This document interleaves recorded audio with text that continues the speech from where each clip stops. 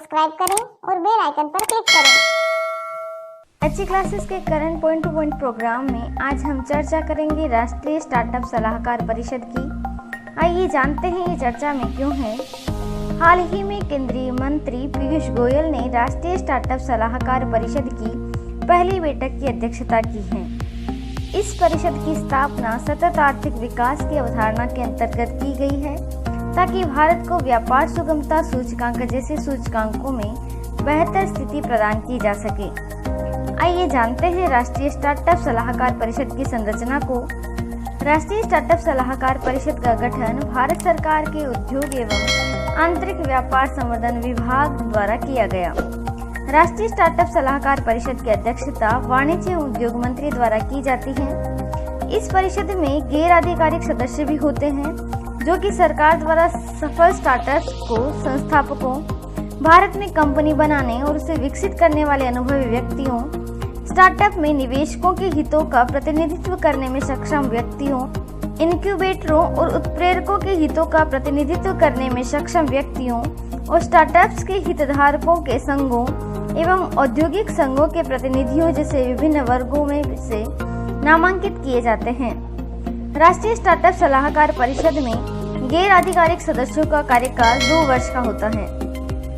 संबंधित मंत्रियों, विभागों, संगठनों के नामित व्यक्ति जो भारत सरकार में संयुक्त सचिव के पद से नीचे के न हो, परिषद के पदेन सदस्य होते हैं। उद्योग एवं आंतरिक व्यापार संवर्धन विभाग का संयुक्त सचिव इस परिषद का संयोजक नियुक्त किया जाता है। यह परिषद भारत में कई उभरते स्टार्टअप उद्यमियों के लिए मार्गदर्शक के रूप में कार्य करती है। आइए जानते हैं एनएसएसी के गठन के उद्देश्य को। नवाचार की संस्कृति को बढ़ावा। इस परिषद का उद्देश्य देश में नवाचार और स्टार्टअप्स को बढ़ावा देने के लिए एक मजबूत पारिस्थितिकी तंत्र के निर्माण हेतु सरकार को आवश्यक सुझाव देना है। यह परिषद नागरिकों और विशेषतः छात्रों में नवाचार की संस्कृति को बढ़ावा देगी। इस परिषद के माध्यम से अर्ध शहरी और ग्रामीण क्षेत्रों सहित पूरे देश में अर्थव्यवस्था के सभी क्षेत्रों में नवाचार को बढ़ावा मिलेगा। सतत आर्थिक विकास को बढ़ावा। केंद्र सरकार ने सतत आर्थिक विकास और बड़े स्तर पर रोजगार के अवसर सृजित करने के उद्देश्य से राष्ट्रीय स्टार्टअप सलाहकार परिषद की स्थापना की है। ये परिषद उत्पादकता और दक्षता में सुधार लाने के लिए अनुसंधान एवं विकास के साथ साथ अभिनव विचारों के सृजन में सहायता करेगी। स्टार्टअप को विशेष प्रोत्साहन। इससे स्टार्टअप के लिए पूंजी की उपलब्धता और आसान बनाया जाएगा।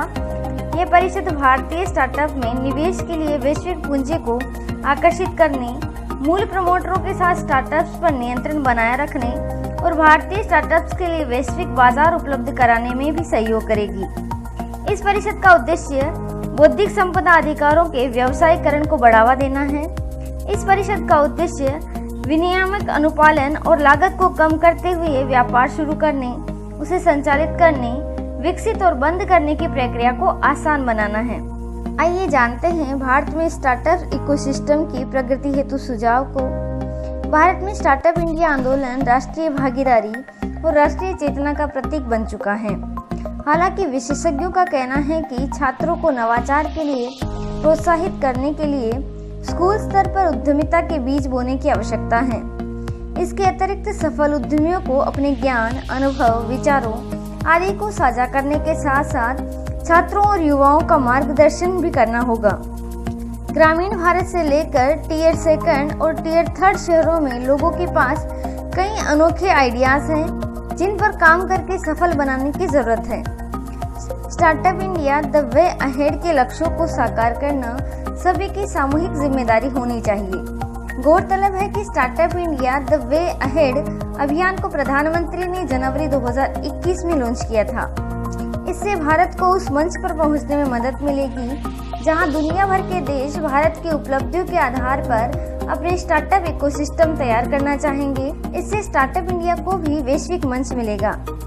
इसके अतिरिक्त भारत में स्टार्टअप इकोसिस्टम को मजबूत करने हेतु सरकार को नियामक के बजाय मददगार के रूप में कार्य करना होगा। अच्छी क्लासेस के लेटेस्ट अपडेट के लिए चैनल को सब्सक्राइब करें और बेल आइकन पर क्लिक करें। धन्यवाद।